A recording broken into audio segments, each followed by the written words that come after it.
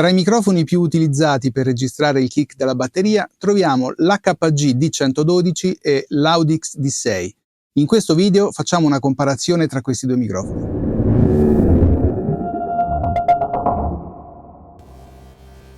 Questo è il D112, prodotto dall'austriaca HPG e introdotto nel mercato nel 1986. Grazie alla resistenza alle alte pressioni e alla sua risposta in frequenza, nel tempo si è affermato come standard per la registrazione del kick.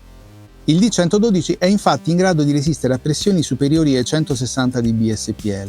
Inoltre, guardando il grafico della risposta in frequenza, si vede come vengono enfatizzate le basse con un picco intorno ai 100 e le alte tra i 3000 e i 4000. È un microfono dinamico a diaframma largo e ha un pattern polare di tipo cardioide. Nel loro insieme queste caratteristiche rendono il D112 un'ottima soluzione per la registrazione della cassa, poiché vengono enfatizzate sia il corpo che la punta. Altre applicazioni del D112 sono la registrazione di strumenti ricchi di basse frequenze, come il basso e il trombone. Il D112 viene ancora prodotto a Vienna, in Austria, ed ha un prezzo di vendita intorno ai 160 euro. Il D6 è prodotto dall'americana Audix e ancora oggi è costruito e testato interamente negli Stati Uniti. Come per il D112, anche questo microfono è pensato per strumenti ricchi di basse frequenze ed è quindi adatto per la ripresa della cassa, come di bassi e trombone.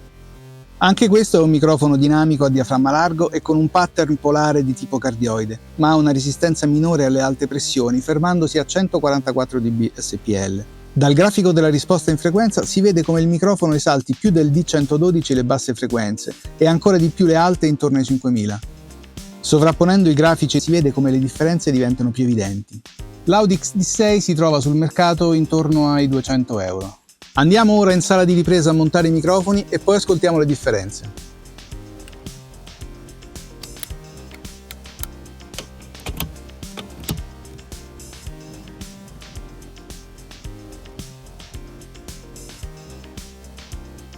Finita la registrazione, ascoltiamo il risultato.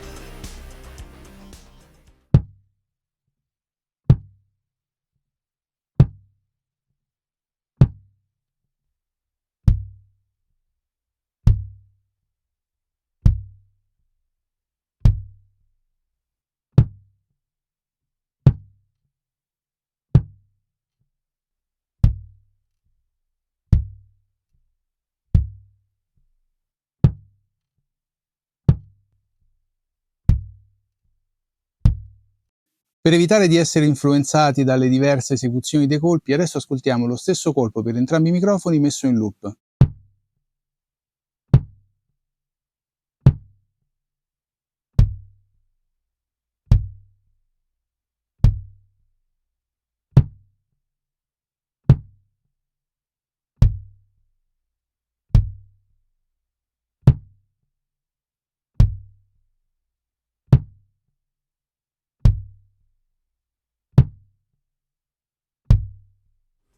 Nonostante le differenze tra i due siano evidenti, il D112 e il D6 sono due ottimi microfoni e la scelta di uno o dell'altro dipende solamente dal vostro gusto e da quello che volete ottenere.